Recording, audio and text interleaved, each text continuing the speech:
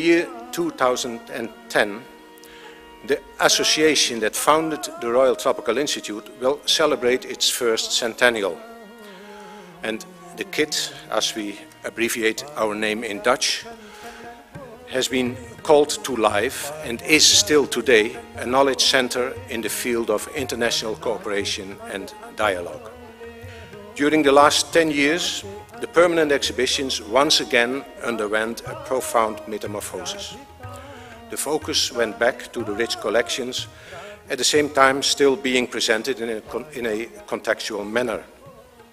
We are proud of what has been achieved in the Tropenmuseum.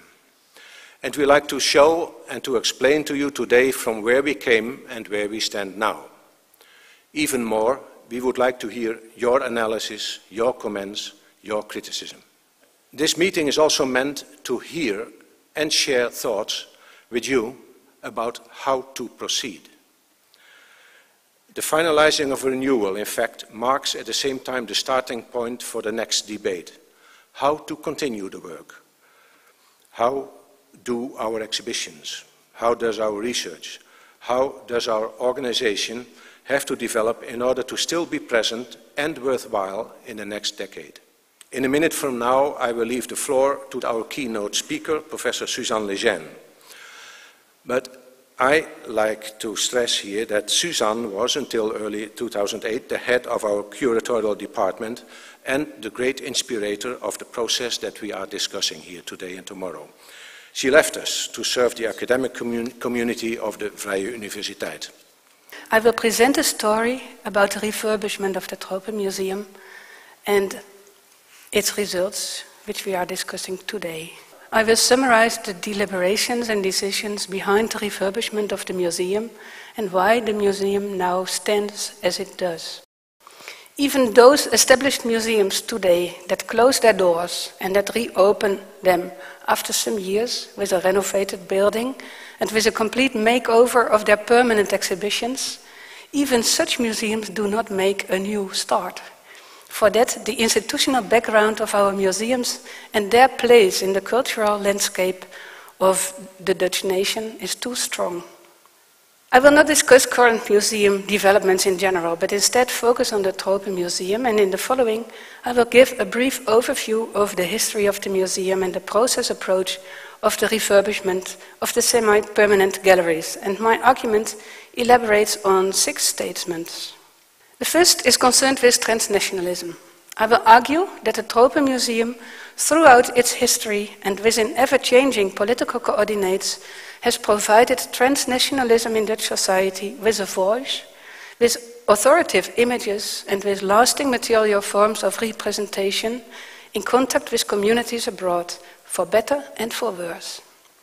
Concerning process and product, I want to state that the museum, as process approach to the renewal of the semi-permanent exhibitions, has provided the museum as a whole with a peculiar quality.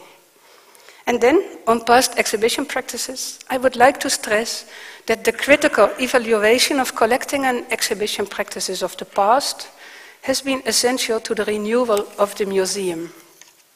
The most important question that we had to answer in this respect has been who speaks for whom and with what means. And I will explain that in order to address this question, the predominantly regional focus of the museum proved to be a vital starting point for change of the existing ethnographic canon. And finally, in the last section of my talk, I will state that the museum cannot just select its audiences according to its own choice and preference. The visitors have to understand what the museum wants to tell and why these stories matter. Let me just end with briefly introducing the various exhibition themes before you go and see it yourself.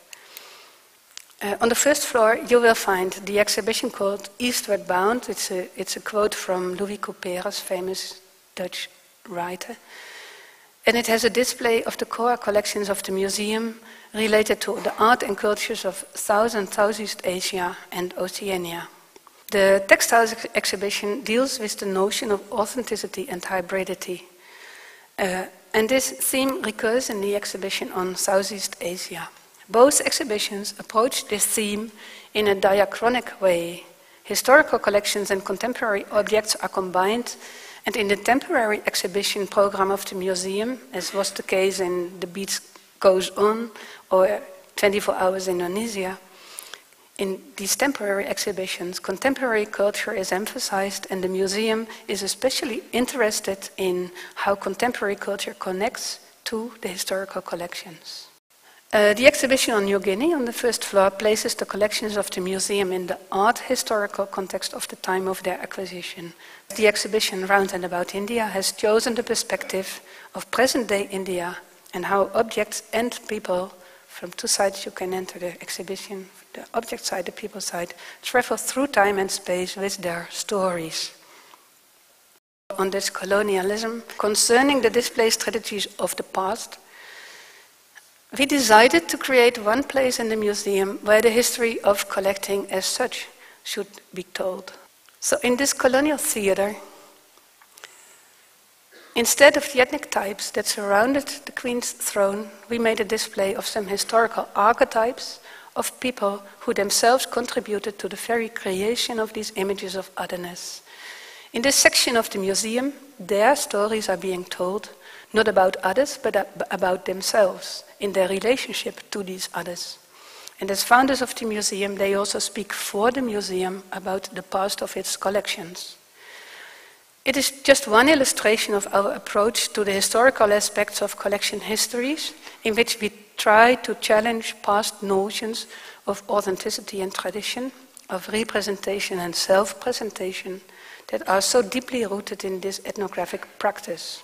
The exhibition on North Africa and the Middle East focuses on the many relationships between these regions and Western society through science, religion, culture, and history. The exhibition on Latin America combines a historical with a cultural perspective and histories related to pre-colonial times, to legacies of colonialism, to the position of First Nation people and Afro-American legacies of the slave trade, slavery, and indentured labor, are presented both with historical objects and with reference to contemporary culture. The Africa exhibition, in a way, also relates to this former 1970s display tradition in its intention to create a representation of African art and culture that does not ignore the problems that exist in many places in the African continent.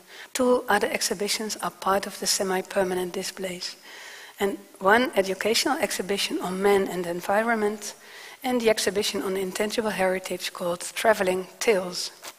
In that respect, the exhibition Traveling Tales, that has been developed in close interaction with the exhibition approach of the TM Junior program, starts from the opposite point. It invites and allows the visitors to do what they would like: lay down and sleep, date and lounge, play and compete, or just sit down and listen to stories. What I hope that you will recognize in the various exhibitions, however, is that the museum, through both the regional and thematic exhibitions, has been working on new views concerning the relationship between ethnography and art, concerning the meaning of the concept of popular art and the relationship between intangible heritage and museum collections. Thank you very, very much, Suzanne, for your exquisite elucidation of what has happened in the museum in the past years and even centuries.